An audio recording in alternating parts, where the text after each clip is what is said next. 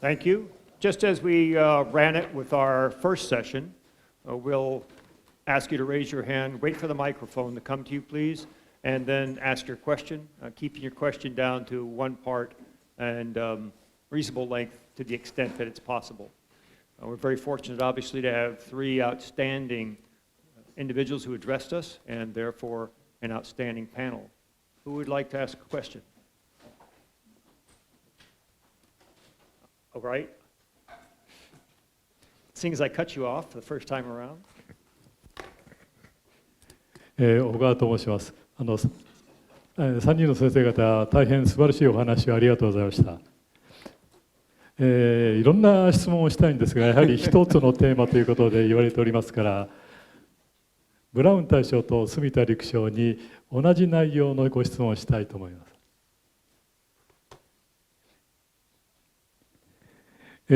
先ほどこのセクションに入る前にドクターの方からレッドチーミングという言葉が出てきました。で、私がこれを最初に聞いたのはアメリカ海軍の特殊部隊シールのチーム6を作ったリチャード・マーチンコ中佐からです。彼はとにかくアメリカ海軍の部隊の脆弱性を敵の立場でチェックをして問題点を暴きました。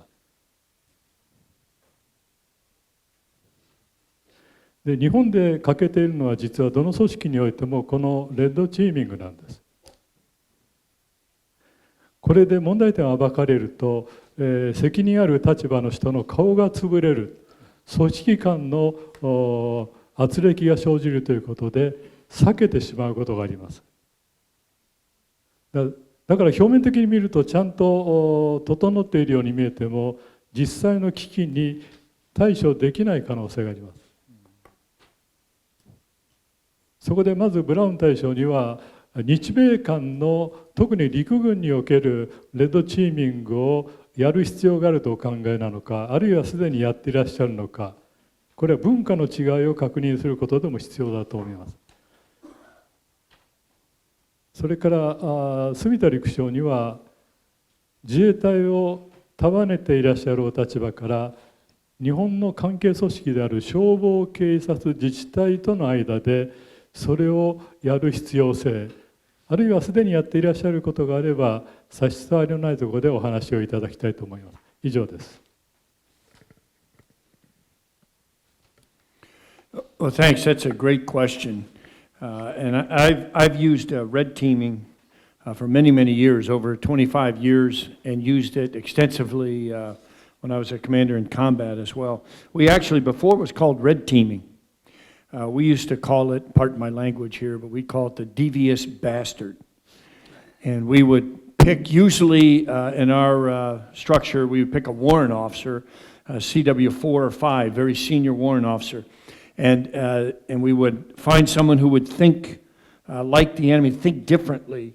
And it was extremely effective. I found, especially in combat, they would say, we think the enemy's going to do this. And everybody go, oh my God, they'd never do that. That's who would do that. And then they'd do it.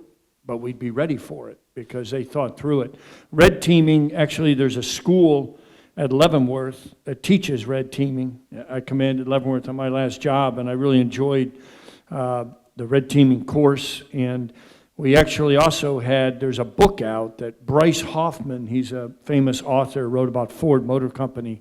He went through a red teaming course and wrote a book about it. I can't remember, it's red teaming something, but Bryce Hoffman is the author, if you're interested.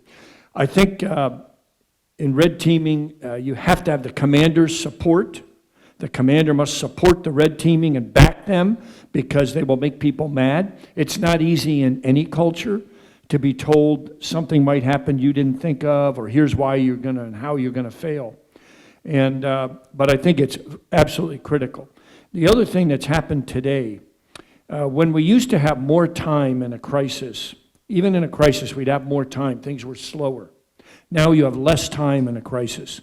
So the idea of developing 3 separate course of actions and figuring, comparing them, you don't have time for that anymore. You've got to do really a directed course of action. from the commander. And that's where red teaming is incredibly valuable. So I would do a directed course of action, and then the red team would come up with ideas. And I would also encourage among the leadership, I would say, okay, the plan has failed. Because if you don't tell them as the leader, it's failed, they don't want to, nobody wants to tell the emperor he has no clothes on. No one wants to tell the leader it's a stupid idea. And then you go around from the most junior person in the organization to the most senior. They have no excuse. You're telling them it's failed. Tell us why. And what happens from that, you'll get usually about 5 to 6 key ideas that adjust the plan. And it's better than if you did 3 course of actions, and it's in a more timely manner. And red teaming, we learned some of this from emergency responders. You know, they'll have a car teetering off a cliff, and they don't go and do 3 course of actions and take hours. They have to look and they say, okay, here's what I'm going to do. Now tell me what's right and wrong. The rope's not long enough. The pulley's not strong enough. So it's a very effective method, and I encourage it.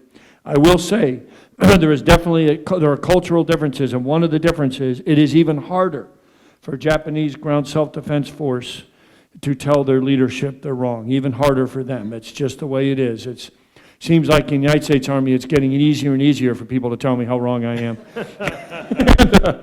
But in Japanese ground, there's a respect that is there, and it's harder for them to say. So I think red teaming is even more important, because otherwise you'll have a major flaw in your plan or an issue, you'll never know about it, and lives will be lost because of it. So that's a great question, and we use it all the time. 素晴らしい質問ありがとうございます。具体的に例えば陸上総隊の場合でこのレッドチームみたいなものがあるかと言われればそれはないというのが実情ですけれども、じゃあそれを補うためにどうしているのかということになると、やはり日本の文化といいましょうか、この今ブラウン大将が言われた通り、面と向かってダメだとか違うとかいうのではなくて、一つの事象にいろんな考え方を持ち込んで歩み寄っていくというアプローチをすると思うんです。これが特に警察だとか消防だとか自治体とかいうことになりますと、権限も組織も違うもんですから。ただこれは普段お付き合いして連携することによって彼らの考え方なり行動パターンを我々がしっかり学び取って、それをいろんなこのシミュレーションのようにですね、一つの計画の角度を上げていくときにお互いにロールプレイングをしていくだとか、そういうやり方での、レッドチームのような位置づけというものはあると思います。であとその幕僚が言いづらいだろうという環境を作っちゃいけないということで、私の幕僚には多分何人かダイレクトにものを言うのはいると思うんですけれども、そういう人と普段からしっかりと立場をわきまえながらですね言ってくれというようなことを、そういう普段の業務というものが独りよがりなこの計画だとか考え方を改めてくれる、そういうふうな材料になると思うんですけれども、ただ言われた通りですね、それがアドホックであったりあるいは個人的なものであってはいけないと思うので、しっかりした体制を今後検討する必要があると思っております。どうもありがとうございました。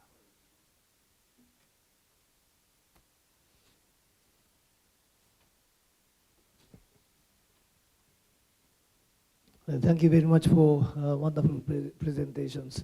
My name is Noboru Yamaguchi, Lieutenant General retired. My question goes to General Brito about decision making, OODA loop. You said 10 times faster than used to be.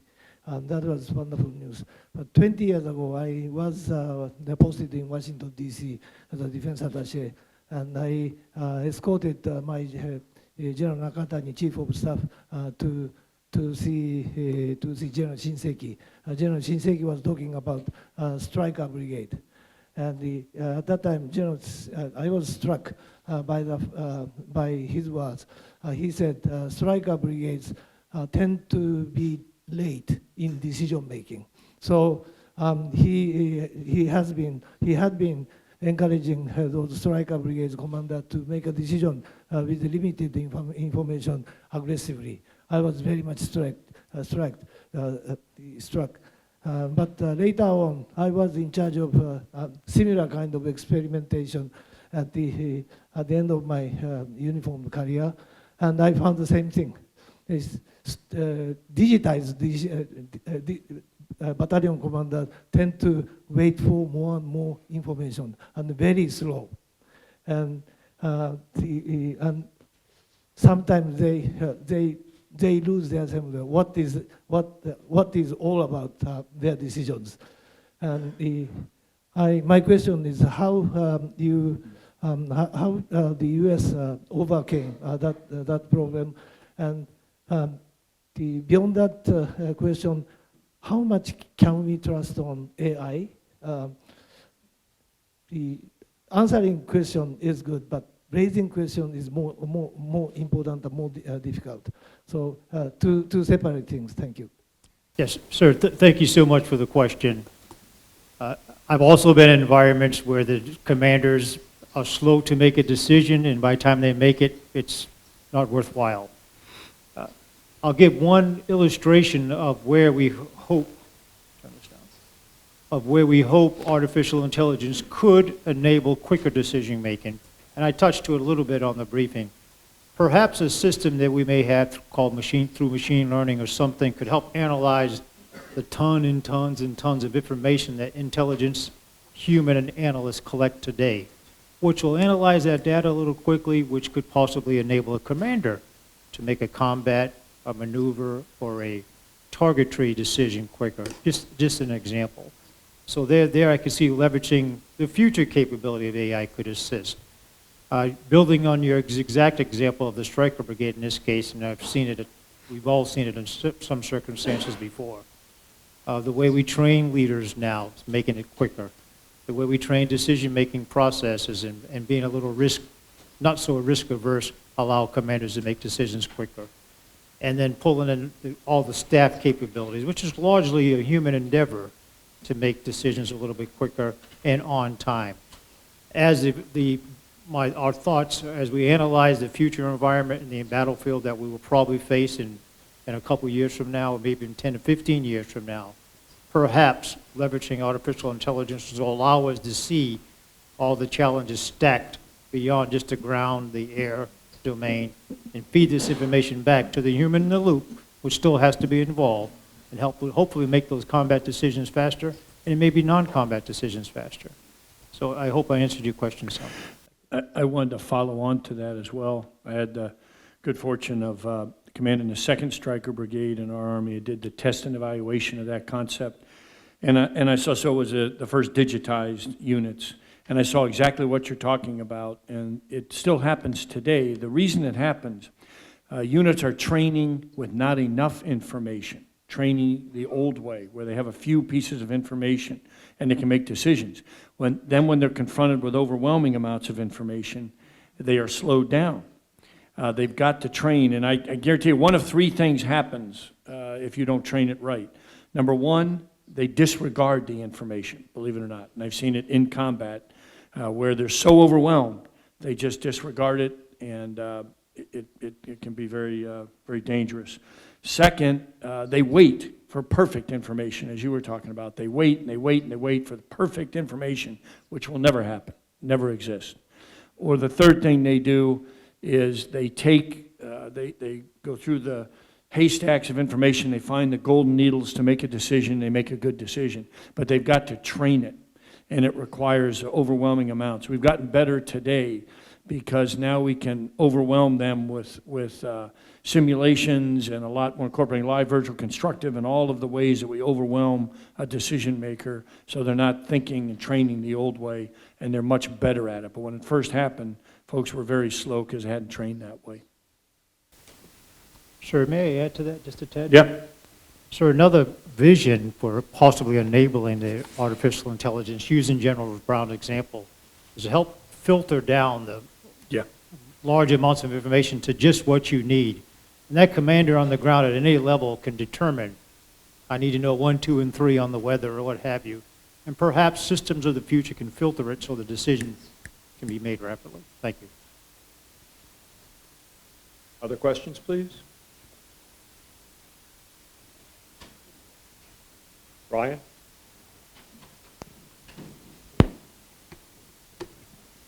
Hi, my name is Ryan Thomas. I'm an urban researcher at Harvard University.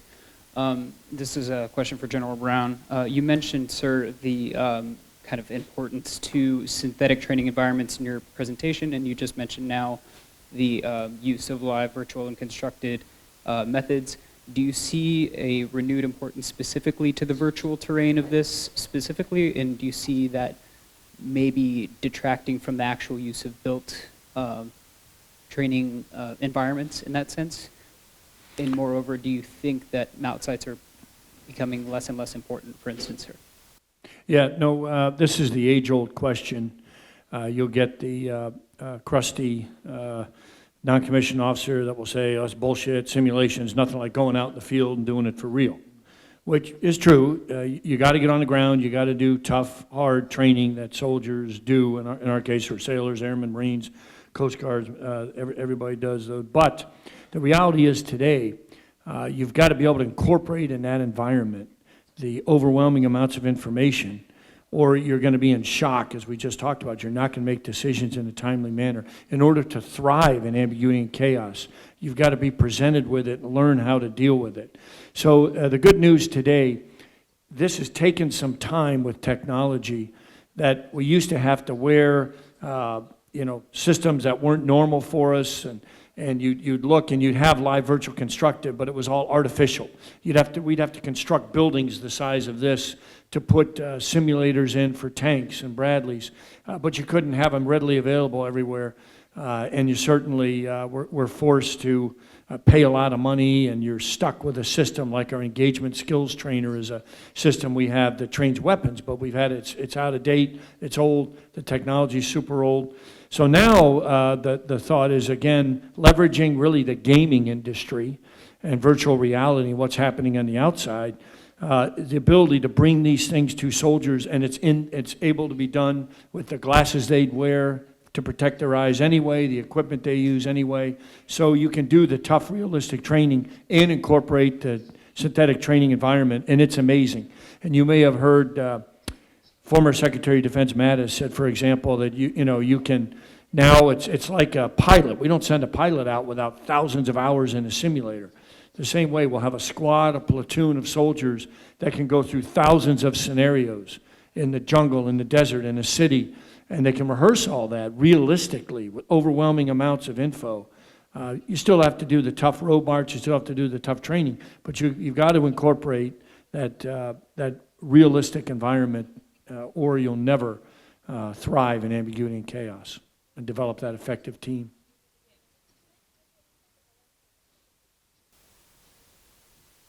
Tom, up back. This is for General Sumida. Sir, my question is, it applies to the exercise I'm running in Michigan for the National Guard. We are a chemical, biological, radiological, nuclear response element. We're working with the nation of Canada as well as our local partners in the state of Michigan and our federal agencies and NGOs. One of the problems that we deal with is the lack of enthusiasm or focus on the problem. And a question I have for you, sir, is how do we get our civilian partners, though we've had some success, we've learned a lot from each other and how we respond, and the plan is to be able to use this in any deployment across the nation. If some bad nuclear bio event happened, we could handle that. But the problem is the focus with the partners as we train with them. How do we trigger that sense of urgency to get them more involved?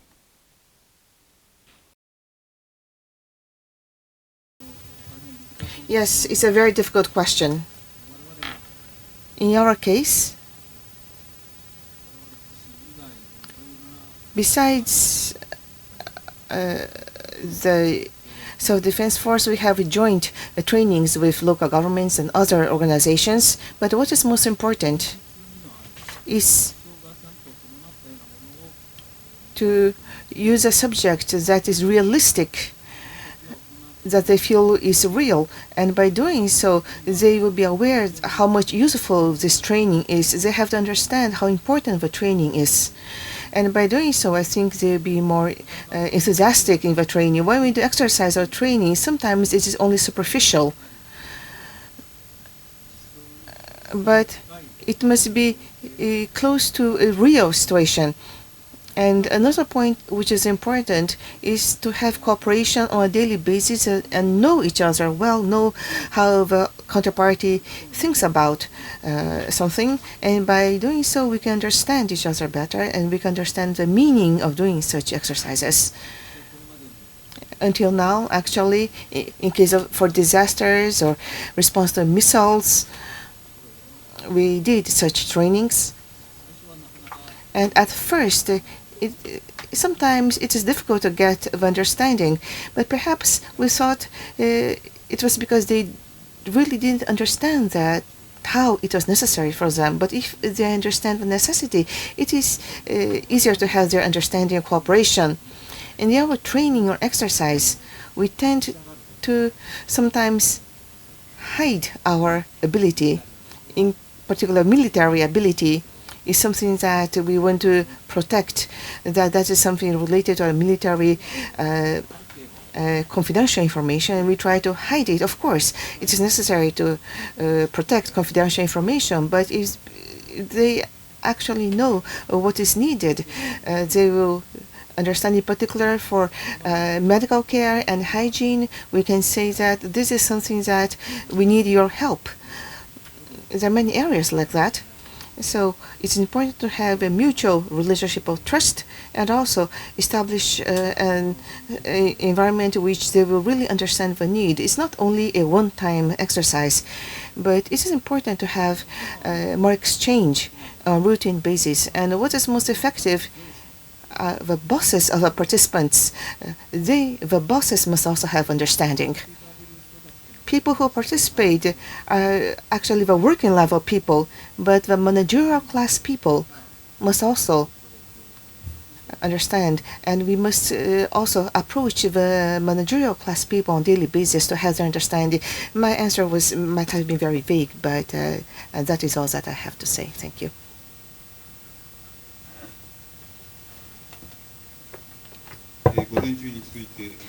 Following in the morning session, this is my second time asking question. I am Tanabe.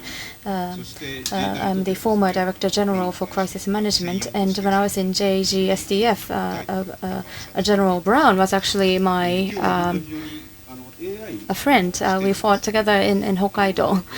So today, General Brown used the term human domain in relation to AI. And that was very interesting. And the three speakers talked about use of ICT and also introduction of AI.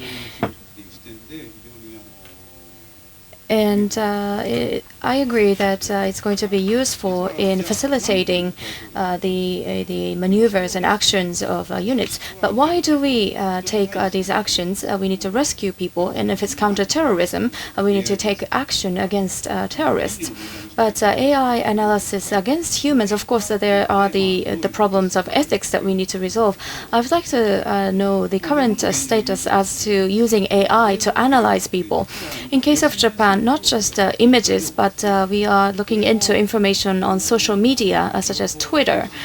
And the NICT, the Information Communications Technology Institute, is using a certain technology to assess damage status from the social media reports. Where are the victims located? So the NICT has developed the software which identifies such information, and this is available on the internet. So in the operations today, the Tokyo Metropolitan Government is considering using such technology in operations. So in the future, the SDFs and the U.S. forces, what are their views on such possible use of technology? If I could get your views from the three speakers, I would appreciate it. Thank you. A great question. I knew you would have a difficult question. Because such a smart PhD in engineering, and my former partner with Northern Army, and amazing leader. So thanks. I'll start off with that. You know, this is a very good question, and a significant issue.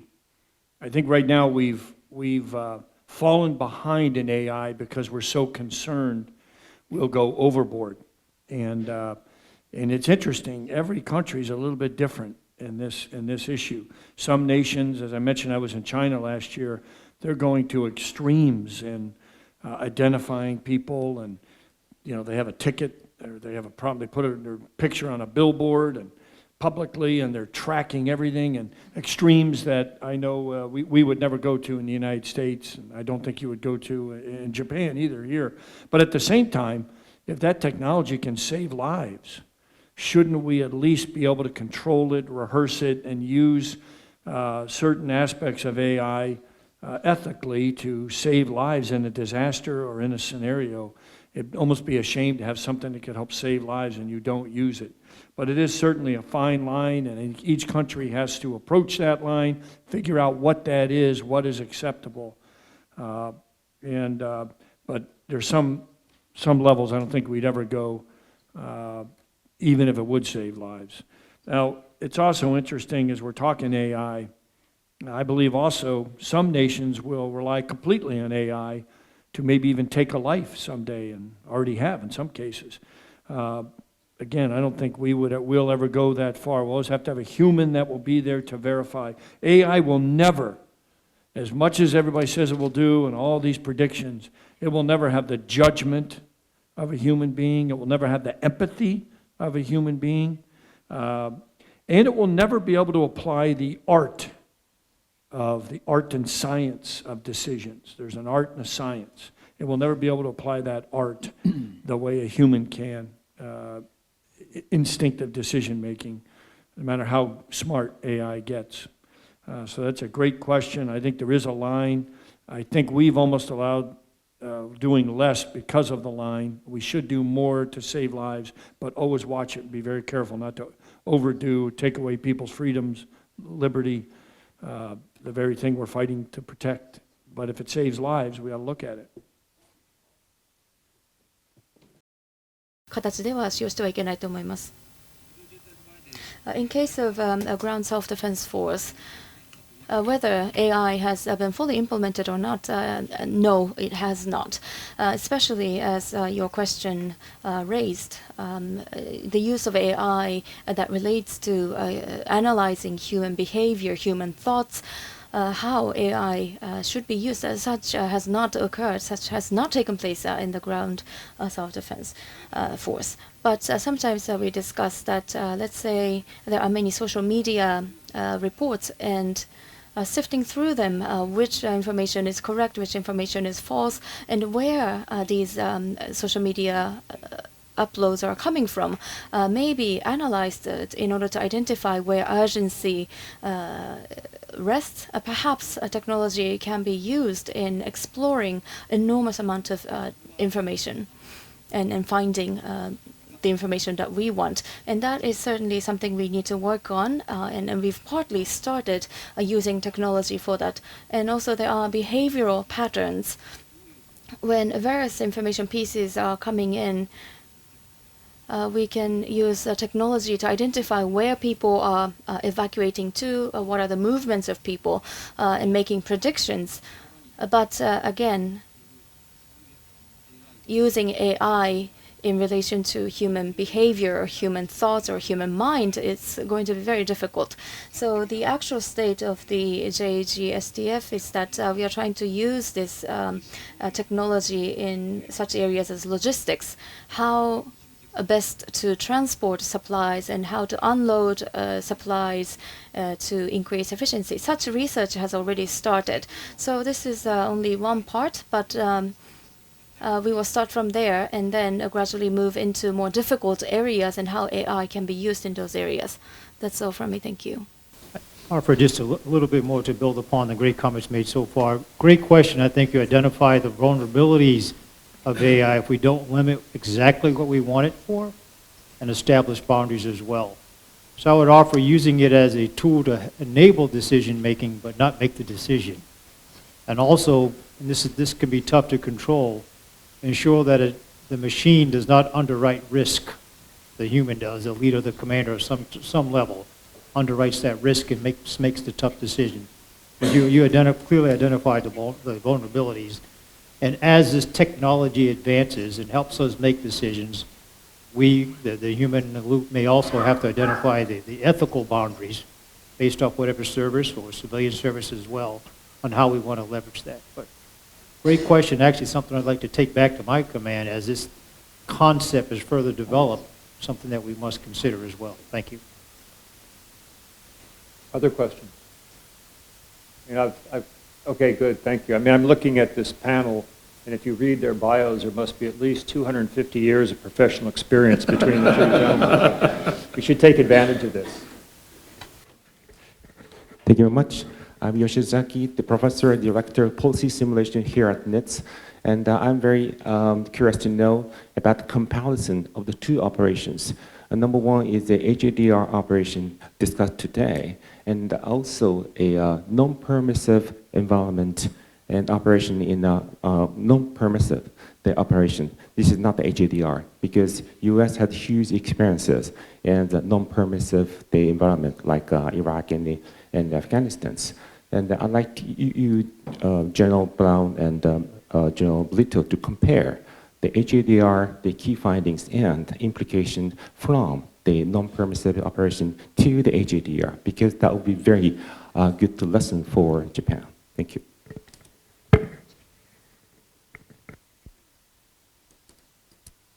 So I'm not sure I understand the question. So your question is the NGDR versus non-permissive environment? In what aspect of the NGDR? In military? So military use in non-permissive environments? Right. That's not well defined. Yeah. So, so your question is? Yes. The key findings in the Megacity operations or the operation for Megacity in a permissive environment like HADR and non-permissive, the operation. How do you compare? How do you compare them? You know, the interesting thing is the standard across, whether it's permissive, non-permissive, or combat, is discipline is key. Discipline soldiers and leaders, and the discipline that the military brings is often one of the key aspects, that discipline to the situation. So that does not change. What changes is the risk, and the risk is much greater in non-permissive, obviously. So I do think, you know, the way Japan's use of the self-defense force and use in the past, the non-permissive does cause significant concern because of the risk and is monitored much closer. For us, it's not, you know, it's very similar, is a permissive environment versus a non-permissive. You're going to obviously be more ready to use military and get involved if it's not in your nation. I believe you're talking about, obviously, external. If it's permissive, you're going to be, you know, much more likely to be involved. In non-permissive, there's a much greater process, and it's very similar to going to combat war, which requires much more extensive analysis, where a permissive environment where you're saving lives in a disaster response, that's a very rapid response and pretty easy. So I don't know if that's what you were asking. There are significant differences, and the non-permissive is very similar to going to war or combat in many ways. Not quite, but the decisions are very critical. I don't know, Gary, anything to add to Sir, that? just a bit, and specifically for the, I can speak to the U.S. Army. In this case, the non-permissive environment may require a little less integration with other agencies that would help enable some of the HHDR responses. An example I can think about is a simple fire in a permissive environment, or evacuation of non-combatant civilians in the respective environment would require more integration with some of the civilian agencies that a military in a non-permissive environment like Iraq and Afghanistan may not necessarily have to do. But clearly, and we've learned this over the years, I'm sure General Brown has some experience with it, we'll have to take a closer look at some of the authorities and at which level those authorities are granted to make decisions depending upon the specific environment you're in. For example, using cyber enablers, where those stories exist right now. And humanitarian assistance would also require a well-thought-through level of organization for what would be a conventional unit in a permissive environment. That organization may not be organized with what they need for medical evacuation, medical supplies. A lot of the stuff that was shown in some of the films today, the organization required to execute some level of military operations in a permissive environment that require other things. So, tough dilemma that you talked to. Thank you. And the other aspect of that is, of course, extremist ideology causes even greater challenges in that, in non-permissive and permissive. You can go from a permissive, very peaceful environment to someone where you're assisting doesn't agree with that, and say there's an extremist attack. Now it becomes non-permissive, and you may have very little warning. So, and I think it's a great point by General Brito on the rules of engagement are much more complex than non-permissive. And in non-permissive, you can be put in scenarios where split-second decisions will have to be made that can be very confusing and difficult. So it takes extensive training in that, but that discipline is still the key. So.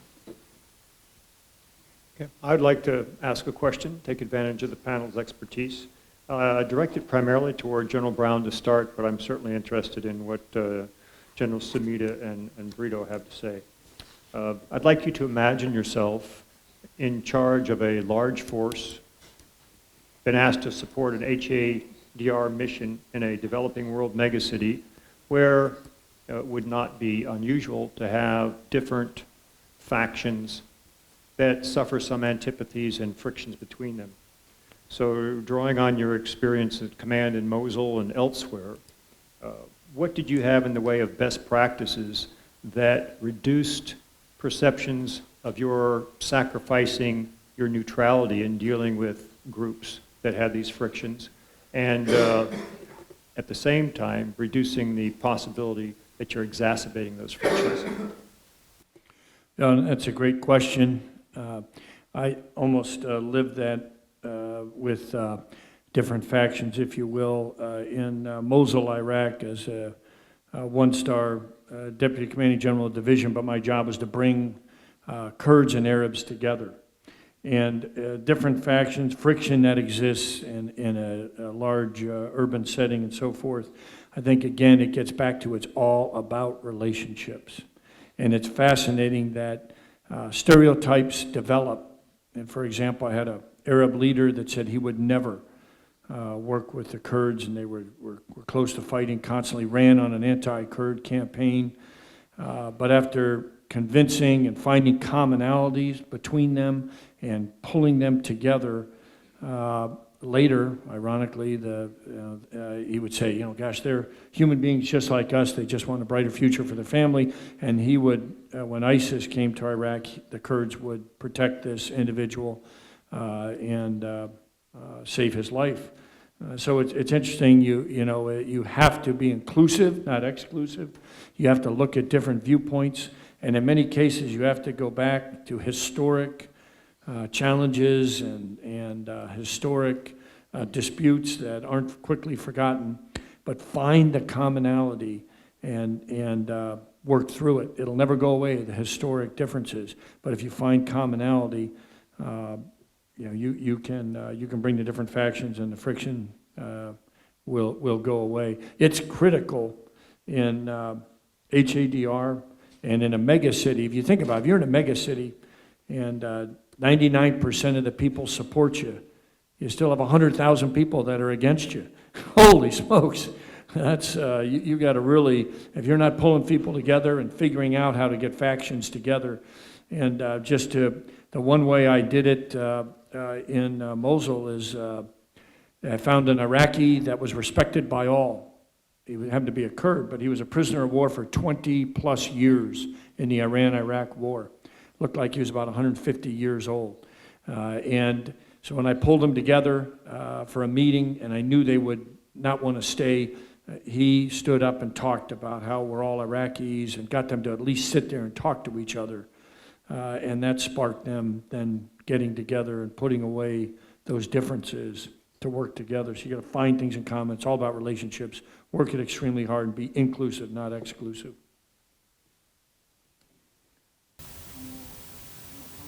Yes, as General Brown mentioned, I absolutely agree. In particular, when we act in foreign countries, not limited only to HADR, we must consider the customs of a country, religion.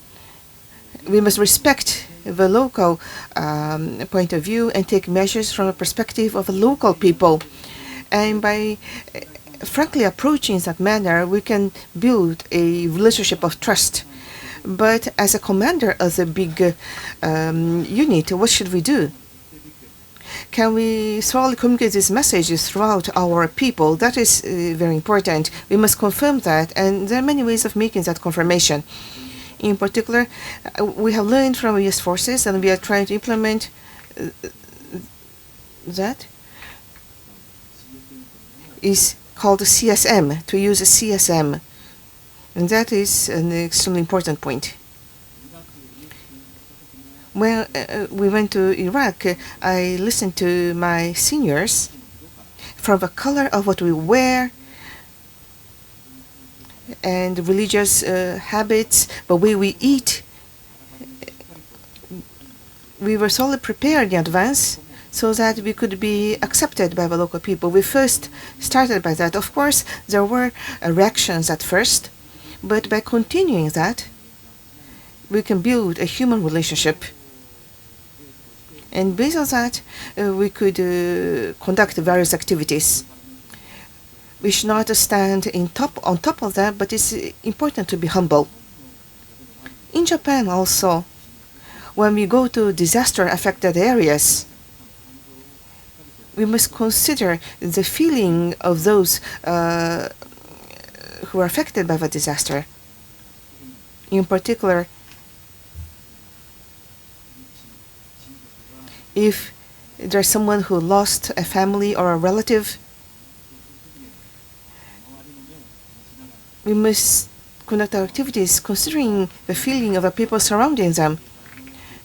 Based on experience of a ground self-defense force, I think that even at the lowest level, I think this concept has well penetrated. And we must be sure that we will be able to do that, and I think that is the role of the commander. Going forward, if you are to command a big organization or a big unit, at the lower levels of a unit, sometimes you may not be able to fully reach at a very lowest level, but it is important that we try to thoroughly communicate it throughout the whole organization. Yes, Dr. Glenn, if I may add, take some time to build your cultural understanding and build some cultural expertise as well, experts in that area that you can leverage. Because even after the military force leaves, or the U.S., Japanese, or other nation, there's going to have to be, or I recommend, some level of legitimacy in that host nation, so that's important to build. Broadly speaking, empower local leaders to execute, make decisions as well, and help put their face on the solution, although that solution may be coming from the U.S., Japanese forces, whatever, in a respective country. And lastly, I think we all understand, especially the after effects of a HHDR. The time is not in our favor, so we want to prevent suffering, more deaths, more disease. So at some point, the solution might have to be sped up. But again, try and leverage those initial points that I brought up. Thank you. Thank you. I'm going to ask Colonel David Filer to come forward and wrap up our day, hit some of the high points. Before he gets to this point, though, let's please thank our panel members. And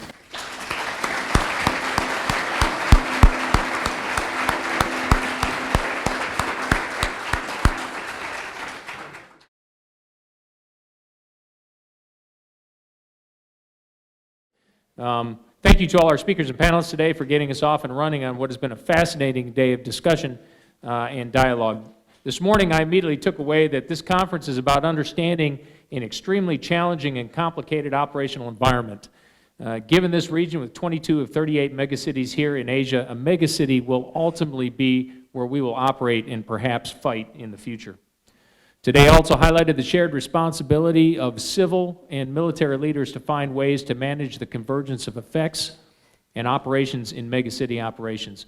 This morning's presentations from our keynote speaker, General Ariki, and panelists Dr. Glenn, Dr. Okamura, Lieutenant General Kobayashi, and Colonel Brown focused on insights learned from the March 2011 earthquake, tsunami, and nuclear disaster, as well as key lessons learned from the Tokyo subway sarin attack. Some key themes that emerged from these presentations were, one, megacity operations present incredibly complex problem sets. Yesterday, we learned about the multiple flows in, within, and out of the megacity. The city is a living thing, constantly changing. There are multiple actors and agencies, both domestic and international, that must be integrated into any operation. We must clearly define policies, procedures, responsibilities, and authorities before the disaster. We won't have time in the moment. We must build a cadre of personnel that thrive in complex, ambiguous environments. Two, relationships and cultural understandings matter. As General Ariki so eloquently pointed out, past disasters have resulted in important organizational change. People need to manage that change. Through a robust exercise, engagements, and liaison program, we can deepen our understanding of each other's processes and bridge capability gaps. We cannot do this after the fact. Again, it must begin now. Three, coordination mechanisms must be exercised in advance and often. The many NGOs and IGOs' efforts must be synchronized with national and local governmental operations. It is imperative to combine civilian expertise with military resources and capabilities. This program should be done in a joint interagency, intergovernmental, and multinational environment, as well as incorporating local community preparation and support. Four, we must leverage existing and emerging technologies. This afternoon, General Brown, General Sumida, and Major General Brito clearly demonstrated the importance of incorporating technology to enable operations in megacities. For example, can reduce the cognitive load on our soldiers and first responders, which we, AI, for example, can reduce the cognitive load on our soldiers and first responders, which will be vital in this complex terrain. Machine learning can analyze large volumes of incoming data, allowing our leaders to see challenges in the aggregate. We must also be able to use technology to create shared understanding in dynamic situations, a disaster common operating picture, or COP, if you will, for civilian and military leaders to make decisions and direct operations. In sum, we have our work cut out for us. Thankfully, this conference and the keen, insightful observations of our participants will go far to clarify our way ahead. Thank you, and I look forward to seeing some of you tonight at the Icebreaker Social at the new Sano. Sir, that completes my comments. Oh, I do have, I'm sorry, Russ had some administrative things for me to say. Please turn in your headsets at the registration desks on your way out, and turn in your badges on the first floor. We start again tomorrow morning at 0900 sharp, and thanks to the JGSDF for your continued support. This has been great so far. Thank you very much.